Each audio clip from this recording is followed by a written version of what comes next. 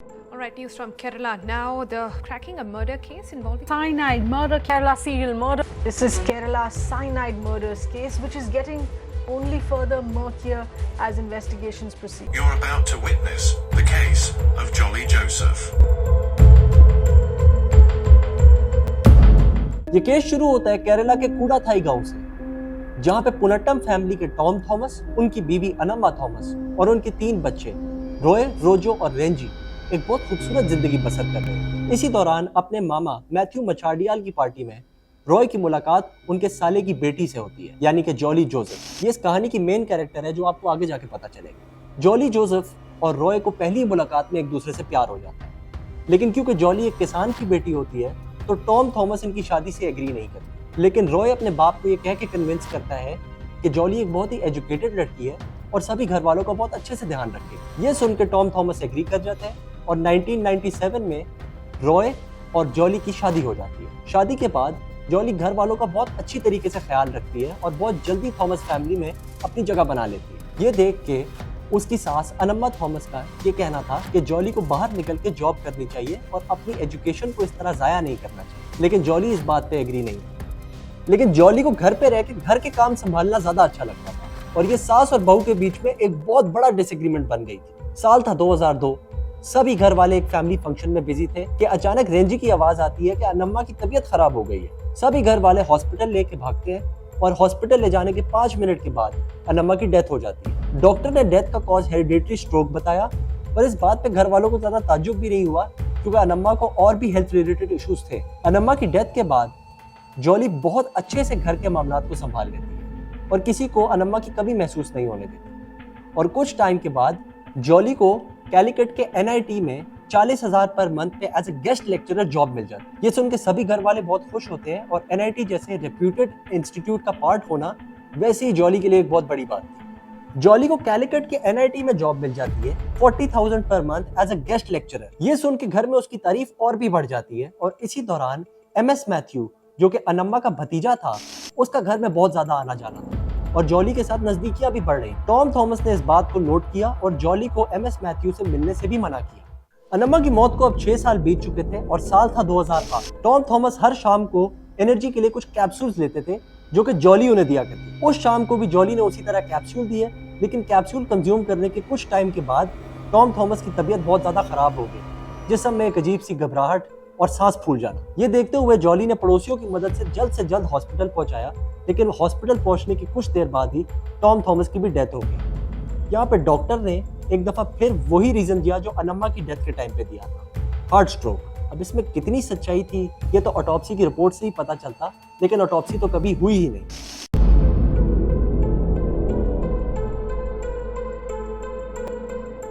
और पूरी की पूरी बात एक दफा फिर से दब गई। टॉम थॉमस की डेथ के 2 साल बाद यानी कि 2010 में रॉय को बिजनेस में बहुत भारी नुकसान हुआ और इस चीज को देखते हुए उसने जॉली को अपने साथ किया और टॉम थॉमस की विल को लेके अपने बहन भाई रेंजी और रोजो से मिलने गया। वहां जाके जब वसीयत के पेपर उनके सामने रखे तो उन पेपर्स के मुताबिक टॉम थॉमस ने मरने से पहले अपनी सारी जायदाद रॉय और जॉली के नाम पे कर दी। रेंजी ने जब पेपर गौर से देखे तो रेंजी को शक हुआ कि ना ही उन पे विटनेसेस के सिग्नेचर्स थे और ना ही कोई स्टैम्प था, जिसकी वजह से रेंजी ने एक कॉपी उस विल की अपने पास ही रख ली। कुछ टाइम के बाद रोजो रेंजी को बताता है कि जॉली अब रॉय से तलाक लेना चाहती है। इसके पीछे रॉय की फाइनेंशियल हालत की एक बहुत बड़ी वजह थी, लेकिन जैसा कि हमने पहले जिक्र किया MS मैथ्यू का, जो कि अनम्मा का भतीजा था, उसकी और जॉली की भी नजदीकियां बहुत ज्यादा बढ़ती जा रही थी और ये भी एक डिवोर्स की बहुत बड़ी वजह थी। सितंबर 2011, हर शाम की तरह जॉली ने रॉय के लिए रात का खाना बनाया, चावल और चने की सब्जी। खाना खाने के थोड़ी देर बाद ही रॉय को अपने जिस्म में एक अजीब सी घबराहट महसूस हुई। फौरन से बाथरूम में भागा और अपने आप को लॉक कर लिया। जॉली बहुत देर तक बाहर से दरवाजा खटखटाती रही, लेकिन कोई जवाब नहीं आया। जॉली ने जाके फौरन से पड़ोसियों को बुलाया और जब पड़ोसियों ने आके दरवाजा तोड़ा तो रॉय अंदर गिरा पड़ा था और उसके मुंह से एक झाग निकल गई। इस टाइम तक मामा मैथ्यू मचाडियाल भी वहां पे पहुंच चुके थे। ये सब रॉय को लेके हॉस्पिटल भागे, लेकिन हॉस्पिटल पहुंचने के कुछ देर बाद ही बिल्कुल अपने माँ बाप की तरह रॉय भी दम तोड़ दिया। पिछले 10 साल के अंदर ये पुनट्टम फैमिली की तीसरी डेथ थी, इसलिए मामा मैथ्यू का कहना था कि इस दफा पोस्टमार्टम तो होगा। लेकिन जॉली ने किसी तरह इस बात को इधर उधर करने की कोशिश की कि अब तो रॉय जा चुका है दुनिया से, अब पोस्टमार्टम का क्या फायदा। लेकिन मामा मैथ्यू अटल थे अपनी बात पे कि पोस्टमार्टम तो होगा, और पोस्टमार्टम के रिजल्ट में वही बात सामने आई जिसका मामा मैथ्यू को शक था, साइनाइड पॉइजनिंग। पोस्टमार्टम की रिपोर्ट के बाद जब जॉली से तफ्तीश की गई तो जॉली ने पुलिस को बताया कि रॉय के ऊपर एक बहुत बड़ा कर्जा था, जिसकी वजह से उसने साइनाइड लेके सुसाइड करने की कोशिश की। ये जॉली ने इसलिए कहा ताकि आगे पुलिस इन्वेस्टिगेशन ना करे और मामला वहीं दब जाए, और बिल्कुल ऐसा ही हुआ। पुलिस ने आगे इन्वेस्टिगेशन नहीं की, ना किसी और फैमिली मेंबर ने आगे इन्वेस्टिगेशन की रिक्वेस्ट की, क्योंकि जॉली इन्वेस्टिगेशन के लिए मना कर चुकी थी। साल था 2012 और अब रॉय की मौत को 1 साल बीत चुका था। जॉली जोसेफ ने पुनट्टम फैमिली के घर पे अपनी ओनरशिप क्लेम कर दी। इस दफा जब वो रोजो और रेंजी से मिली तो उसने एक नई विल के कागजात सामने रखे। जो पिछले विल में डॉक्यूमेंट्स और सिग्नेचर्स मिसिंग थे वो सब इस विल में कंप्लीट थे। क्योंकि टॉम थॉमस की डेथ हो चुकी है तो नई विल पे उसके सिग्नेचर्स कहाँ से आए। रोजो और रेंजी का शक यकीन में बदल गया। अगर आपको याद हो तो मैंने बताया था कि रेंजी ने पिछली विल की एक कॉपी अपने पास संभाल के रखी थी। जब रिश्तेदारों को बुलाया और दोनों विल की कॉपी सामने रखी गई तो इस बात का खुलासा बहुत आसानी से हो गया कि ये फ्रॉडुलेंट डॉक्यूमेंट्स। रोजो ने पंचायत ऑफिस जाके जॉली की ओनरशिप ही कैंसिल करवा दी घर के ऊपर। ओनरशिप तो हटवा दी, लेकिन रोजो और रेंजी ने जॉली के बच्चों का सोचते हुए जॉली के खिलाफ कोई लीगल एक्शन नहीं लिया, जो उनकी एक बहुत बड़ी गलती थी। अब फैमिली के 3 मेंबर्स रोजो, रेंजी और मामा मैथ्यू, इन तीनों का शक जॉली पे पुख्ता हो चुका था। और मामा मैथ्यू ने तो जॉली और एमएस मैथ्यू के बीच में जो रिलेशंस थे उनको लेके जॉली को धमकी भी दी थी कि अपने आप को ठीक कर लो, और ये बात जॉली को ज्यादा अच्छी नहीं लगी। 1 मई 2014 जॉली ने रेंजी को कॉल करके बताया कि वो हॉस्पिटल से बोल रही है और मामा मैथ्यू की भी डेथ हो चुकी है। ये रेंजी के लिए बहुत ही अजीब था, क्योंकि अभी 2 घंटे पहले ही मामा मैथ्यू से रेंजी की बात हुई और वो बिल्कुल ठीक थे। डेथ का कॉज एक दफा फिर वही आया जो पुनट्टम फैमिली में चलता आ रहा है, हार्ट अटैक। हालांकि रॉय की डेथ के टाइम पे जब पोस्टमार्टम हुआ तो उसमें डेथ का कॉज साइनाइड पॉइजन आया। इसके बावजूद भी ना ही पुनट्टम फैमिली ने और ना ही मैथ्यू फैमिली ने मामा मैथ्यू के लिए पोस्टमार्टम की रिक्वेस्ट की।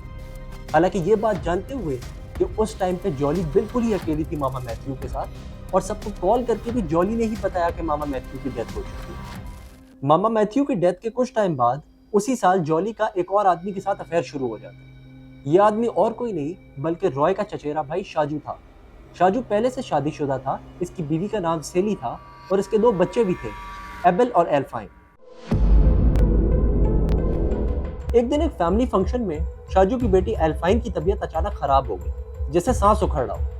ये देख के सभी घर वाले हॉस्पिटल लेके भागे, लेकिन हॉस्पिटल पहुंचाने की कुछ देर बाद ही एल्फाइन की भी डेथ हो गई। पोस्टमार्टम यहाँ पे इस वजह से भी नहीं हुआ क्योंकि वो छोटी बच्ची थी, और ये वाकया क्योंकि सभी घर वालों के सामने एक फैमिली फंक्शन में हुआ था, तो पोस्टमार्टम का तो सवाल ही नहीं उठता। बेटी की मौत का दुख एक माँ को बहुत कमजोर कर देता है, और इसी वजह से शाजू की वाइफ सिली अब जॉली के बहुत करीब आ चुकी थी। एक औरत क्योंकि एक औरत को बेहतर समझ सकती है, इसलिए उन दोनों की दोस्ती बहुत ही अच्छी हो गई। एल्फाइन की मौत को अब 2 साल बीत चुके थे और साल था 2016। शाजू और सिली के साथ जॉली भी थॉमस स्ट्रीट डेंटल क्लिनिक जाती है एक डेंटिस्ट अपॉइंटमेंट के लिए। वहां पे सिली की तबीयत अचानक खराब होने लगती है और सांस उखड़ने लगती है उसकी। ये देख के शाजू उसको फौरन हॉस्पिटल लेके भागता है, लेकिन वहां पे पहुंचने के कुछ देर बाद ही सिली की भी डेथ हो जाती है। जो डॉक्टर्स की टीम सिली को अटेंड कर रही थी उनका ये कहना था कि बॉडी का पोस्टमार्टम जरूर होना चाहिए, लेकिन शाजू ने ये कह के मना कर दिया कि भाई हमारे रिलीजन और हमारे कल्चर में ये सब नहीं होता। कहीं शाजू भी जॉली के साथ उसके प्लान में मिल तो नहीं गया था।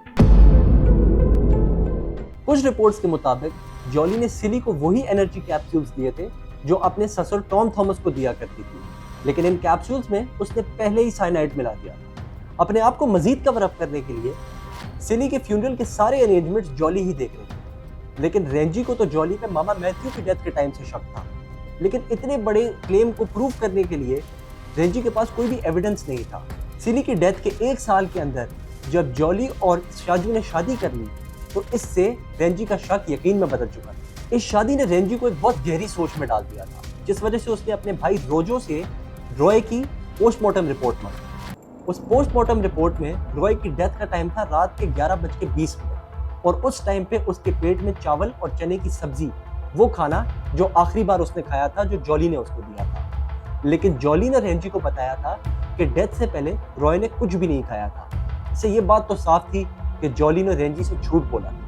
पोस्टमार्टम की रिपोर्ट देखने के बाद अब रेंजी का शक काफी हद तक यकीन में बदल चुका था, इसलिए वो अपने सारे शक व शुबात लेके गई अब पुलिस के पास।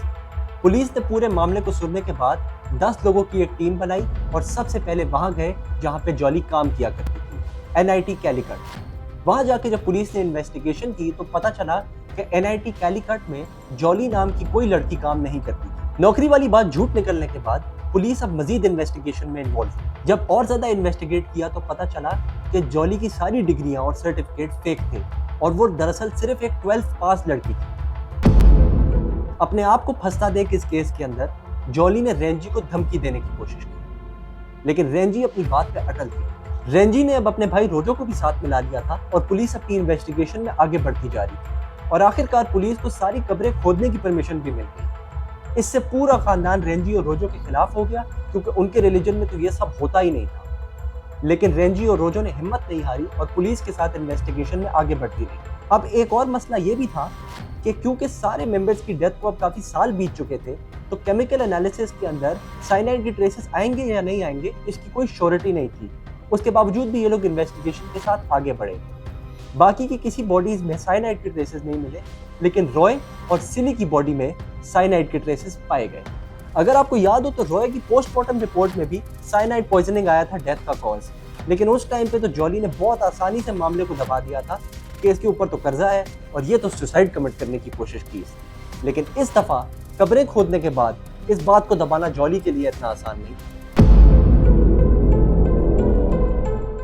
साइनाइड के ट्रेसेस मिलने के बाद अब साल था 2019 और आखिरकार जॉली जोसेफ को अरेस्ट कर लिया गया।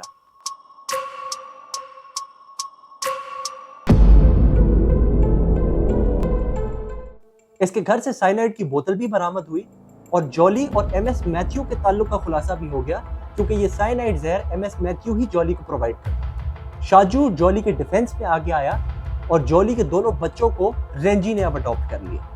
4 साल कोझिकोडे के डिस्ट्रिक्ट प्रिजन में गुजारने के बाद 6 मार्च 2023 को जॉली जोसेफ का कोर्ट ट्रायल शुरू हुआ।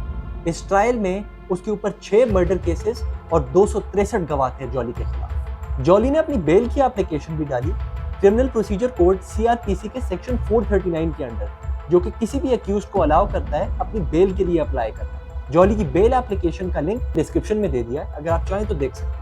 जब रेंजी जॉली से मिलने गई जेल में तो उसने इन सारे मर्डर्स की जब उससे वजह पूछी तो जॉली का ये कहना था कि मेरा एक बहुत ही क्रिमिनल माइंड है और मैं बहुत अच्छी तरीके से अपने ट्रैक्स को कवर अप कर सकती हूँ, इस वजह से मैंने ये सब किया और मैंने बाइबल में पढ़ा है कि गॉड सबको माफ कर देते हैं, तो क्लियरली मुझे भी माफी मिल जाएगी। जॉली जोसेफ का कोर्ट ट्रायल आज तक चल रहा है, लेकिन इस औरत की जैसी सोच है, इस ट्रायल का क्या आउटकम निकलेगा इसका फैसला आप लोग कमेंट्स में करें।